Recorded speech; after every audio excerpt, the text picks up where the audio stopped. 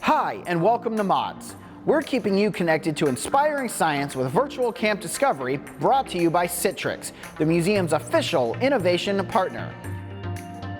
Can you handle the pressure? Engineers learn about distribution of pressure to make sure their designs support bridges and buildings correctly. We'll test this concept by bouncing a water balloon on a bed of nails and see if it pops. Hey, welcome back to the Mods YouTube channel.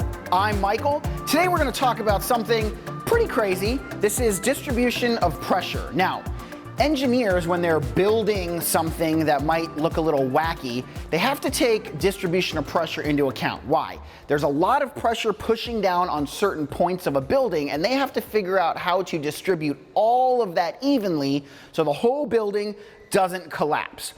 This also happens in nature. This is something we're going to also show you today. Now, where does it happen in nature?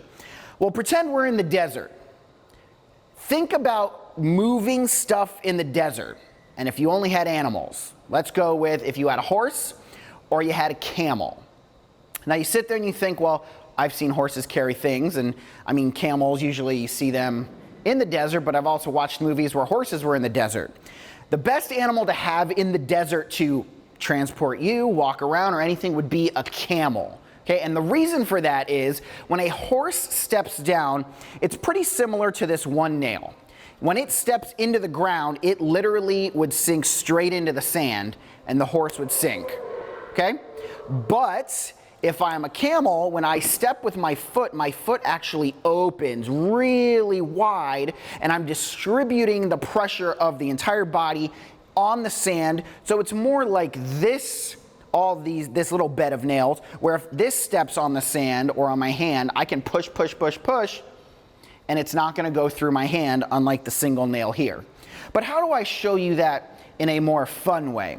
Well, right here we've got some water balloons, and the water balloons, obviously we like to throw them and have fun with them, but if I was to take one water balloon and I was to drop it on this nail, what would happen?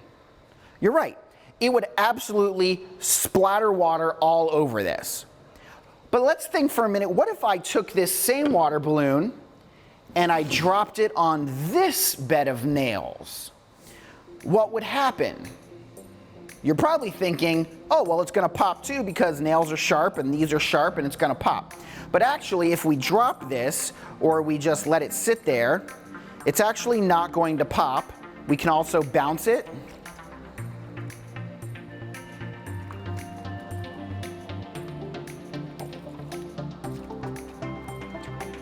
And this doesn't pop. And the reason for that is as it hits here, the pressure is distributed evenly across all the heads of the nail, not allowing any one nail to puncture the balloon and pop. Which is pretty awesome because you can build things such as we're in the Arkiva exhibit right now, and our Arkiva exhibit is kind of built on the same principle of distribution of pressure so that I can build these really tall things using small wooden blocks. But let's get bigger than this because this is kind of small and these are water balloons. But what if we were to put, I don't know, a person on a bed of nails and see what happens? I wish I had a bed of nails. Perfect. So we have a bed of nails right here, and what we're going to do is, well, I am going to do is I'm going to lay right across this just to show you what would happen. Now, these are all really sharp nails in here, all individually. They're evenly spaced across, and you probably have seen this at carnivals or you've seen exhibits where they allow you to lay on a bed of nails. But one thing you got to be careful with is where you put yourself, because if I start here on the edge, I am going to sink in because the pressure is not evenly distributed. So what I want to do is I want to put my rear more here, and then I'm going to lay myself all the way down on top of this. There's no magic. Science isn't magic. It's science. And this should not go through me. So here we go. We're going to give this a shot. We're going to little sharp there.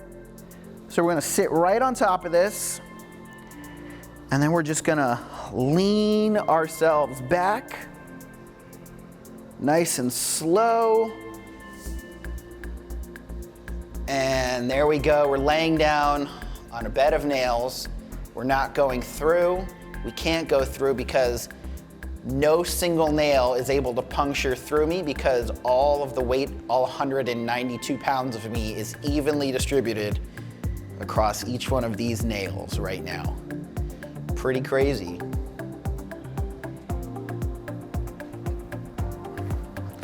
All right, well, I hope you enjoyed seeing us play with our bed of nails and getting a little more understanding of how camels and horses are able to get in the desert. Well, camels, not horses. And we'll see you guys next time.